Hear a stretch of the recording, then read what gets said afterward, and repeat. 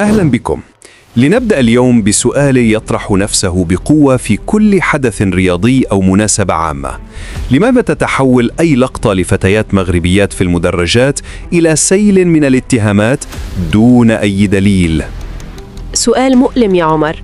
يعني ما يحدث هو أن صورة بريئة لفتاة تشجع فريقها بحماس تتحول في ثوان إلى مادة للاتهامات الجاهزة تماماً. وكأن هناك حكماً مسبقاً ينتظر فقط أي صورة ليظهر. هذا صحيح.